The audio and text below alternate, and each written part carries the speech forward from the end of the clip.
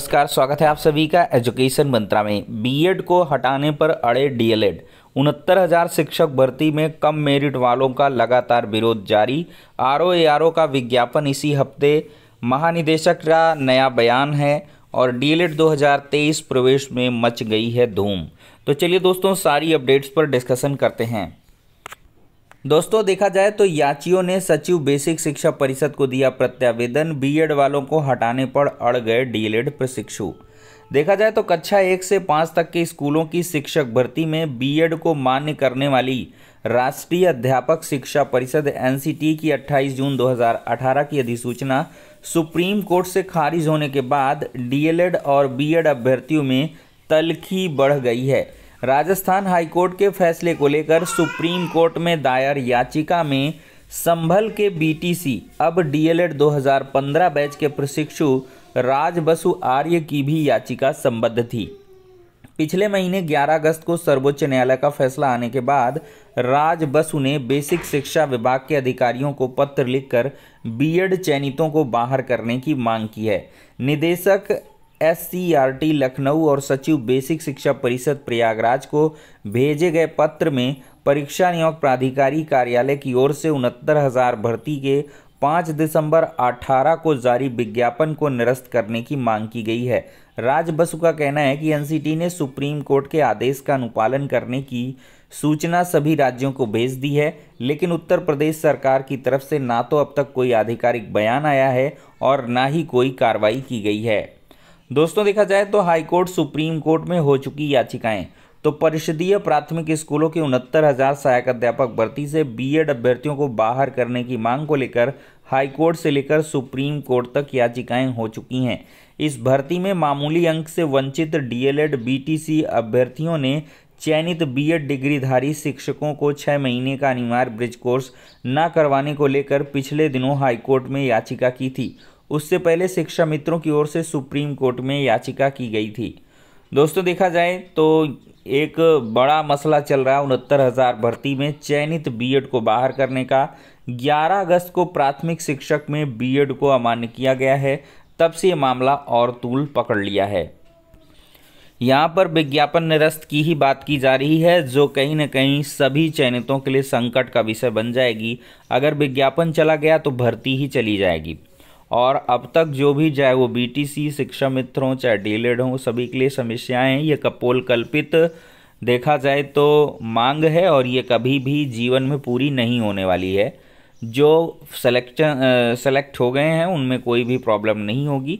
अब बाद की भर्तियों के लिए एनसीटी ने 28 जून 2018 की गाइडलाइंस के निरस्तीकरण और 11 अगस्त से सुप्रीम कोर्ट के आदेश के प्रभावी क्रियान्वयन के लिए पत्र भेजा है, ये आपको मालूम होना चाहिए। आरओएआरओ का विज्ञापन इसी हफ्ते जारी करने की तैयारी में आयोग है। अभ्यर्थियों को 2 साल से इंतजार है। 180 पदों पर प्रस्तावित है भर्ती। समकक्ष अर्हता के विवाद में काफ़ी समय तक अटकी रही है भर्ती। देखा जाए तो उत्तर प्रदेश लोक सेवा आयोग यूपीपीएससी समीक्षा अधिकारी आरओएआरओ 2023 का विज्ञापन इसी हफ्ते जारी करने की तैयारी है। अभ्यर्थी 2 साल से इस भर्ती का इंतजार कर रहे हैं। आरओएआरओ के 180 पदों पर भर्ती की तैयारी है। यह भी कई महीने से समकक्ष अर्हता के विवाद में फंसी हुई है। आयोग को भर्ती के लिए रिक्त पदों का अधियाचन काफ़ी समय पहले मिल चुका था, लेकिन समकक्ष अर्हता पर स्थिति स्पष्ट न होने के कारण आयोग विज्ञापन जारी नहीं कर पा रहा था। अब शासन स्तर से समकक्ष अर्हता पर स्थिति स्पष्ट कर दी गई है और भर्ती का विज्ञापन जारी होने का रास्ता भी साफ हो गया है। इसी तरह अपर निजी सचिव एपीएस के पदों पर भी भर्ती समकक्ष अर्हता के विवाद में फंसी हुई थी। इस भर्ती का विज्ञापन भी आयोग ने कुछ दिनों पहले जारी किया है। यह भर्ती भी 10 साल बाद आई है। हालांकि एपीएस भर्ती के मुकाबले आरओएआरओ भर्ती में आवेदन करने वाले अभ्यर्थियों की संख्या कई गुने होती है और आयोग के लिए यह चुनौती बनी हुई है। दोस्तों, देखा जाए तो आयोग ने अभी सभी परीक्षाओं के लिए वन टाइम रजिस्ट्रेशन ओटीआर को अनिवार्य किया है। ओटीआर नंबर के बिना अभ्यर्थी आवेदन नहीं कर पाएंगे। समस्या यह है कि इस भर्ती के लिए जितनी संख्या में आवेदन अपेक्षित हैं उतनी संख्या में अभी ओटीआर नहीं हुए हैं। ऐसे में विज्ञापन जारी होने के बाद आवेदन फंस सकते हैं। इसी वजह से आयोग के सचिव ने दिशा निर्देश भी जारी किए हैं कि अभ्यर्थी विज्ञापन जारी होने से पूर्व ही ओटीआर नंबर प्राप्त कर लें।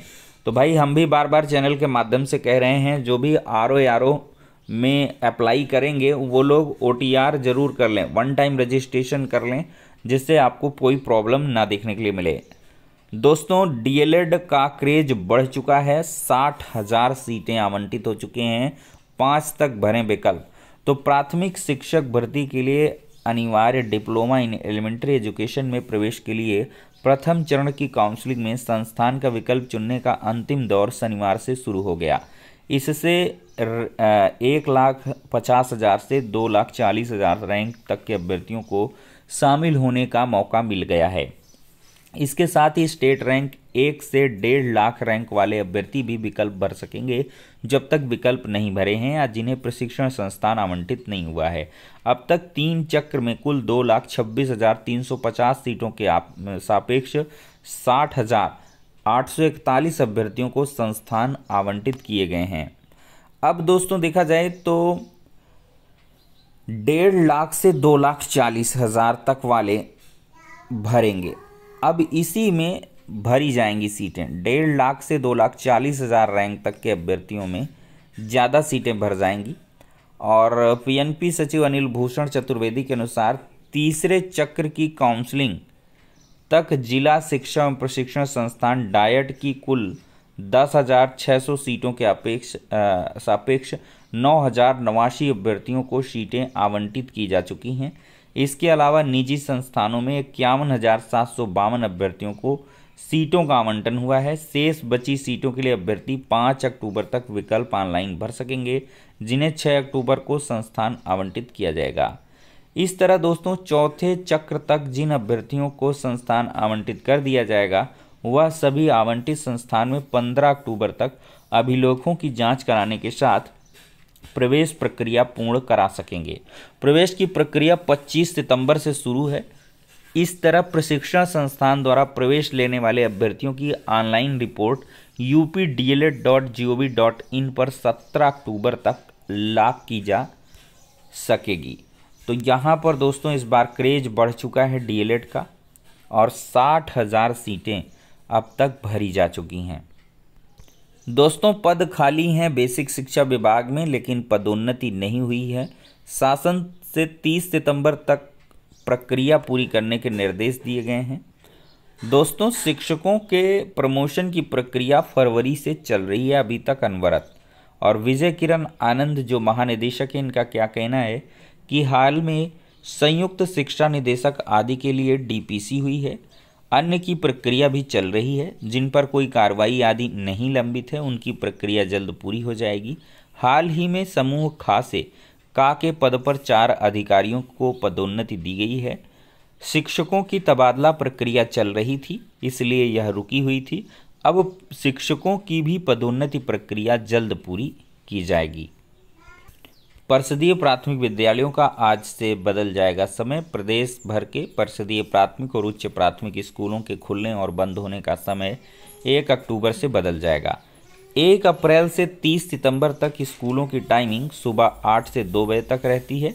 1 अक्टूबर से 31 मार्च तक सुबह 9 बजे से दोपहर 3 बजे तक स्कूलों का संचालन किया जाएगा। दोस्तों देखा जाए तो 2000 के नोट अब 7 अक्टूबर तक जमा होंगे। तो बैंकों में 2000 के नोट अब 7 अक्टूबर तक जमा करा सकेंगे। रिजर्व बैंक ने शनिवार को यह जानकारी दी है। एक बयान में कहा गया है कि जनता ने 19 मई से 29 सितंबर तक कुल 3,42 लाख करोड़ रुपए के 2000 रुपये के नोट वापस किए हैं। 7 के बाद नोटों की केवल RBI कार्यालयों में ही बदली की जा सकती है। अश्विन ने नहीं सोचा था विश्व कप खेलेंगे, और 17 विकेट अब तक चटकाए हैं विश्व कप मुकाबलों में। अभ्यास मैच बारिश की भेंट चढ़ा है। वर्ल्ड कप शुरू हो रहा है, आप लोग एंजॉय कर सकते हैं। अश्विन ने कहा है कि अच्छी लय में हूँ, इस टूर्नामेंट का लुत्फ ले रहा हूँ जो मुझे अच्छी लय में रखेगा। यह भारत के लिए मेरा अंतिम विश्व कप हो सकता है, इसलिए टूर्नामेंट का आनंद लेना सबसे अहम है। मैं इसके बारे में टीम में कहता है कि आप मजाक कर रहे हो, लेकिन जीवन कई उतार चढ़ाव से भरा होता है। मैंने नहीं सोचा था कि मैं टीम के साथ रहूँगा।